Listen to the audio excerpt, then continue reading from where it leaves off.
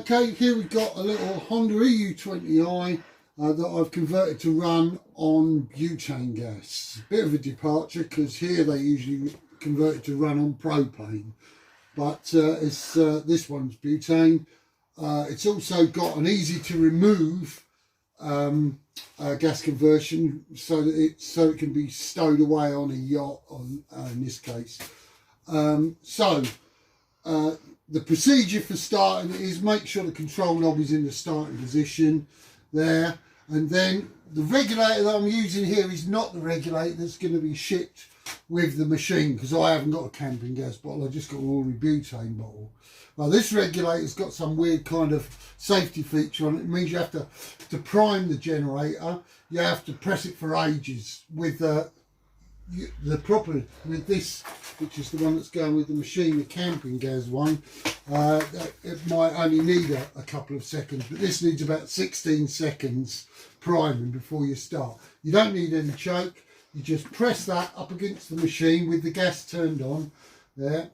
1, 2, 3, 4, 5, 6, 7, 8, 9, 10, 11, 12, 13, 14, 15, 16. Right, let's see how we go.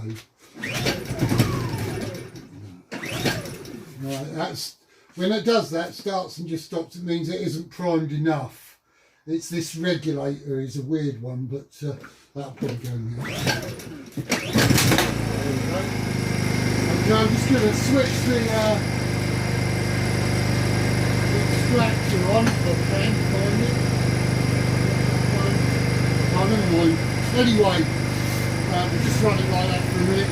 So that's the deal. To switch it off, you can turn it off there if you want, but in a way it's better to turn it off with the bowl because it purges all the gas out of the system. So that's what I'm going to do here. Turn it off with the bottle, it will run out of gas and stop itself. Okay, and then to disconnect this, all you've got to do is undo this wing nut under here. Okay, that comes off and the whole, that comes away, and then you've got a quick connect here, it comes off like that, and you can take that and put it in a separate box or whatever for stowage. So it's a dead simple arrangement. That's when I have to ship this back, I'm going to have to drain it of oil.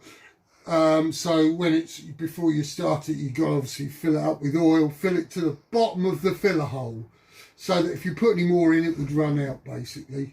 And that's about it. Okay.